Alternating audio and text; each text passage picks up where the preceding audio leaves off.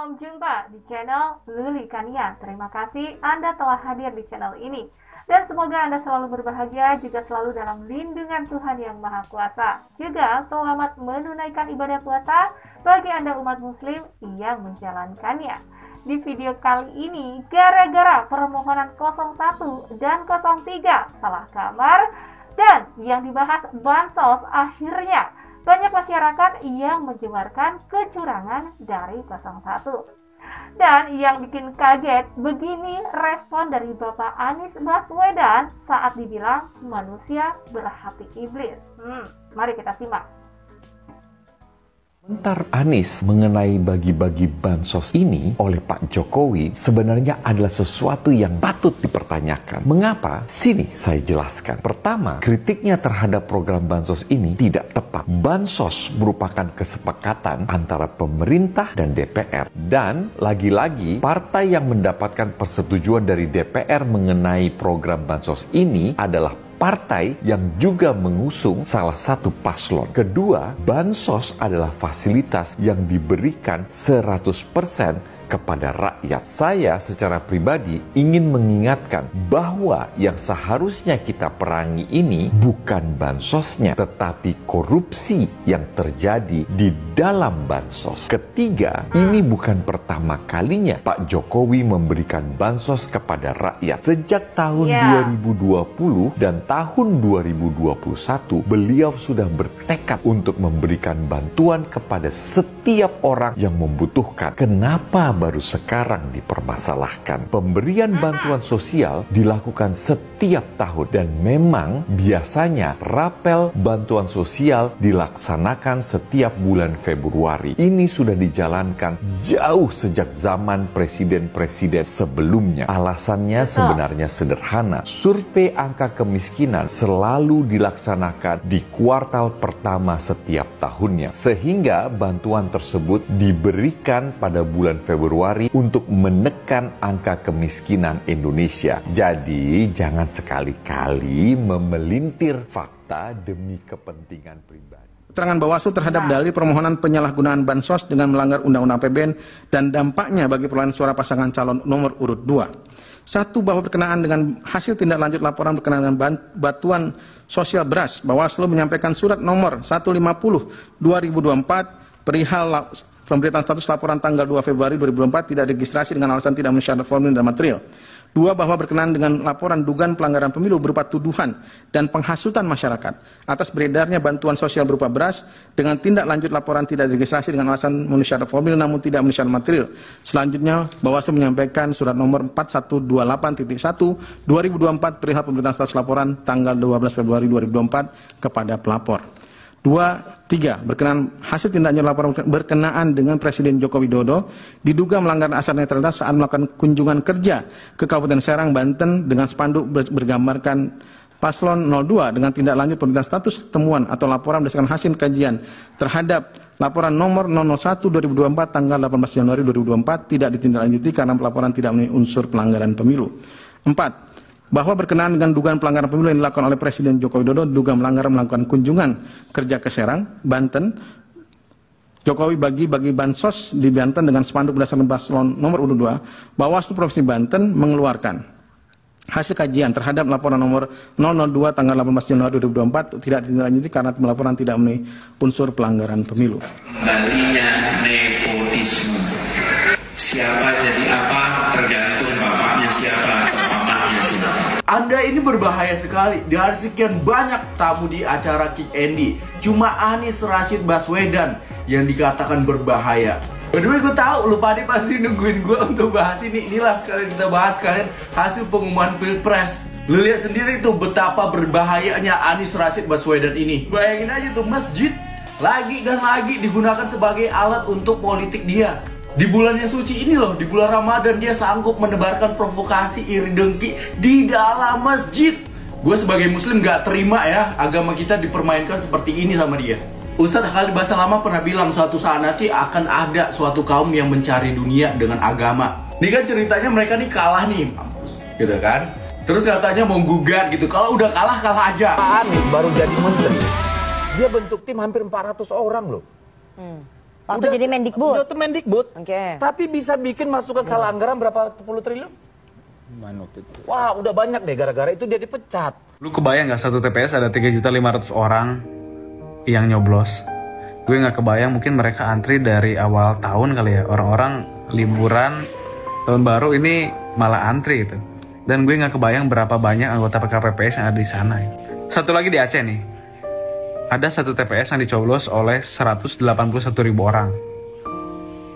What? Kebayang gak sih kalau misalkan angka ini ada di posisi 02? Berapa banyak konten yang bilang, wow curang tuh. Gue rasa curang teriak curang sih kalau ini ya. Ya lu lihat sendiri deh, ini websitenya KPU.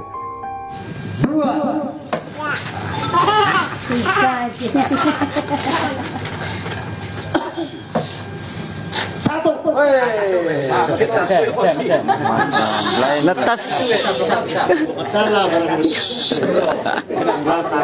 Satu udah letas. Paslon 1 dan Paslon 3 itu tidak pernah mengajukan secara formal sengketa pencalonan ke Bawaslu. Karena sesuai dengan peraturan Bawaslu terkait dengan pencalonan, jadi ingat ya, ada 3 tipe yang dilakukan di Bawaslu. Penanganan pelanggaran administrasi, penanganan pelanggaran pidana, dan sengketa pencalonan. Jadi misalnya ada persoalan dari DCT ke DCS untuk pileg, ataupun misalnya untuk paslon saat penetapan paslon, itu memakai jalur sengketa. Tetapi jalur sengketa tersebut tidak dipakai oleh paslon 1 dan paslon 3. Mungkin saya bisa menangkap apa yang disampaikan oleh Bang Heru dan juga Bang Vincent, bahwa sudah ada laporan pelanggaran administrasi, tapi itu kenapa nggak ditanggapi sama Bawaslu?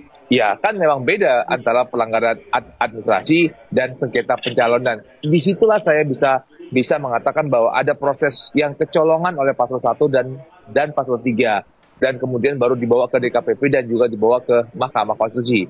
Tapi saya mau melihat bagaimana apa yang disampaikan bahwa putusan 90 itu kan menghasilkan suasana baru, suasana hukum baru gitu. Suasana hukum baru yang merupakan sesuatu yang sudah menjadi sebuah fakta hukum baru. Dan fakta hukum baru itu harus dipatuhi. Tadi Bang Vincent bilang, wah ada satu pilar di Mahkamah Konstitusi yang kurang misalnya. Oke, kemudian kalau misalnya kita anggap pasal putusan 90 tersebut bermasalah. MK juga punya kesempatan pada putusan 141, 145, dan putusan 154 yang hanya diputus 8 orang. 8 orang Mbak, bukan 9 orang, tapi diputus 8 orang tidak melibatkan Prof. Anwar Usman. Dan tetap saja Mahkamah Konstitusi tetap memutus dan mengatakan bahwa tidak ada perubahan fakta hukum terhadap aturan umur 40 sebagai untuk untuk cawapresnya tidak berubah. Kedua yang mulia, kami juga mohon izin, kami juga sudah menyampaikan permohonan kepada Majelis Hakim untuk dapat membantu menghadirkan Menteri Keuangan Republik Indonesia, Menteri Sosial Republik Indonesia, Menteri Perdagangan Republik Indonesia, Menteri Koordinator Perekonomian Republik Indonesia, guna didengar keterangannya dalam persidangan ini yang mulia. Terima kasih yang mulia. Iya, nanti kami bahas itu. 4 menteri ya. 4 menteri yang mulia, betul. Permohonan dari pemohon 1 agar memanggil para menteri-menteri yang terkait, termasuk menteri sosial dan sebagainya. Terus terang aja, kami tadi menyampaikan pendapat bahwa seharusnya ini tidak terjadi. Kenapa? Karena ini adalah sengketa dua pihak. Jadi kalau ada sengketa dua pihak, maka berlakulah asas yang sifatnya universal. Disebut actore incumbit probatio. Kalau di dalam buku perdana disebut di pasal 3 hayer itu. Artinya, barang siapa mendalilkan sesuatu, maka dia harus membuktikan dalilnya. Dan barang siapa menyangkal sesuatu, maka dia harus buktikan penyangkalannya. Jadi istilahnya terutama adalah burden proof-nya. Kalau you mau buktikan sesuatu, you cari buktimu. Gitu loh. Jadi jangan dia datang ke pengadilan, Pak Hakim, saya ini benar, tolong Hakim, ya panggil si Anu. Itu nggak bisa. Ini perkara interpartes kan, dua pihak. Lain halnya, kalau sengketa ini umpamanya pengujian undang-undang, pengujian norma, mungkin dia bisa minta, tolong minta ini. Itu mungkin karena sifatnya adalah permohonan pengujian undang-undang. Tapi perkara yang namanya sengketa nggak boleh. Coba umpamanya dia minta menteri, kalau kami nanti minta tolong Megawati, Ibu Megawati dipanggil, terus nggak habis-habis kan? Bagaimana? Kalau mau digabung ke menteri, kami juga kan bisa minta tolong Ibu Megawati dipanggil. Mau nggak? Kan begitu persoalannya kan? Nah, kalau umpamanya permohonan dia dikabulkan, permohonan saya dikabulkan, hakim kan merasa, kami merasa tidak adil dong hakimnya. Nah, ini very important gitu, sangat penting. Jadi itu sebabnya saya katakan, tapi tadi hakim sudah tegas menyatakan, memang begitu, dia bilang, tapi kalau mahkamah merasa perlu, dia bilang, untuk kepentingan daripada mahkamah boleh memanggil. Tapi kami nggak boleh nanya-nanya, mahkamah aja yang bertanya. Karena itu diperlukan untuk kepentingan dia, agar dia bisa menerapkan hukum dengan baik. Tapi bukan untuk kepentingan para pihak yang ingin membuktikan dalilnya. Jadi sekali lagi, kalau you gugat, buktikan dalilmu. Kalau ingin buktikan dalilmu, cari saksimu. Panggil saksimu, bawa sendiri saksimu. Itu kira-kira hukum yang berlaku. Untuk menguatkan putusannya, majelis memanggilnya, fine-fine aja buat kami. Demi keadilan, demi hukum, kami tidak keberatan.